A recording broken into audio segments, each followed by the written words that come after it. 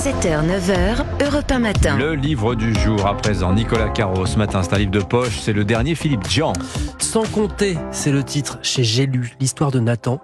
Ça commence mal pour lui, il est au cœur d'une querelle sévère, une de plus entre Sylvia, sa compagne, et Gabi, sa belle-mère, propriétaire des terrains alentours. Terrain convoité d'ailleurs par un sénateur du coin pour y créer un parc d'attractions. Elle est un peu chez elle quand même, la belle-mère. En plus, son rédacteur en chef vient de lui annoncer une réduction sévère de l'Éveil, le journal local pour lequel il travaille. En résumé, il est viré. Oui, c'est pas la joie donc. Non, mais ça va peut-être s'arranger. Tenez, il vient juste d'être réintégré finalement parce que sa belle-mère, Gabi, détient la majeure partie des parts du journal aussi. Mais aussi parce qu'il a travaillé sur l'histoire d'une randonneuse qui a erré dans la forêt pendant 15 jours et qui a été retrouvée à moitié morte de faim et de froid. Ça intrigue le rédacteur en chef, alors Nathan poursuit son enquête. Nicole Dortlinger, c'est son nom, la randonneuse. 61 ans, employée de maison, célibataire, rien de fou, mais Nathan sent qu'elle cache quelque chose. C'est qu'il a du flair et quand il apprend que la dite randonneuse a travaillé pour le sénateur, là, il a comme un gros doute. Bah oui. Et si tout ça était lié, Nathan mène l'enquête. C'est un polar.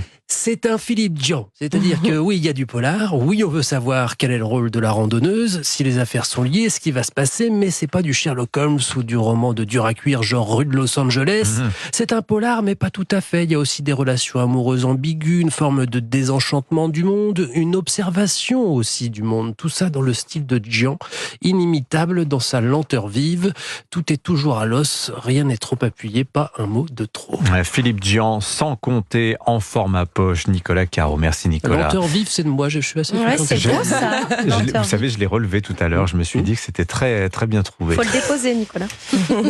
Héloïse Goua, vous nous parlez, vous, ce matin, d'une comédie noire iranienne, qui n'est pas l'Iran, un pays très connu pour ses séries, et Non, pourtant. absolument pas. The Actor est même la toute première série iranienne diffusée à l'international. Et c'est une très bonne surprise. Cette fiction est assez loin de ce qu'on a l'habitude de voir. Le décor est dépaysant, le scénario particulièrement inventif.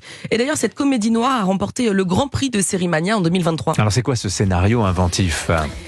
Eh bien, le premier épisode s'ouvre en plein désert, dans une belle scène à l'esthétique western, façon Sergio Leone.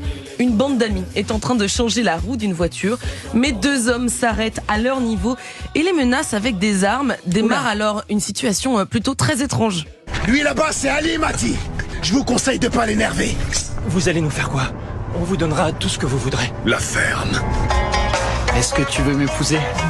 Oula. Bon, je vous explique ce changement d'ambiance. Les deux agresseurs sont en fait des acteurs payés par l'homme qui vient de faire sa demande en mariage et qui a voulu briller de courage devant sa belle. Malin. Voilà. Drôle de manière de séduire, mais bon, Oui. chacun son truc. Ces deux comédiens enchaînent des canulars de ce genre parce qu'ils ont besoin de sous pour monter leur propre pièce de théâtre. Et ce duo, alors Laurel et Hardy, va même être engagé par une agence de détectives pour des missions improbables et souvent très très drôles. Bon, y a-t-il un message dans cette comédie ? Oui, d'autant que cette série a été difficile à tourner pour des raisons de censure. Déjà, chaque épisode s'ouvre avec cette citation de Shakespeare. Le monde entier est un théâtre, et tous, hommes et femmes, n'en sont que les acteurs. Et notre vie durant, nous jouons plusieurs rôles. Voilà qui nous annonce que cette série n'est peut-être au fond qu'une grande métaphore. On comprend entre les lignes que pour pouvoir vivre ou survivre à l'oppression, eh bien, il vaut mieux jouer un rôle, faire semblant. On peut donc regarder cette comédie sur le théâtre comme un hymne à la liberté de l'imaginaire et de l'art face à la censure. J'ai vraiment été charmée par cette série aux images maîtrisées. C'est truffé de références cinématographiques. Et pour ne rien gâcher, les 8 épisodes sont disponibles 100% gratuitement, Dimitri. Voilà, réflexion sur la liberté à travers cette série The Actor, à l'heure où en Iran, justement, la police est dans la rue pour veiller à réprimer toute manifestation de joie. À l'annonce de la mort, c'est officiel, d'Ebrahim Raisi, le président iranien, c'est l'un des grands titres de l'actualité ce matin. Ça tombe un petit peu par hasard, mais c'est quand même assez étonnant. Voilà, The Actor, série iranienne, c'est sur arte.tv. Merci beaucoup Héloïse Goua. Merci les amis, ce fut un plaisir comme chaque jour.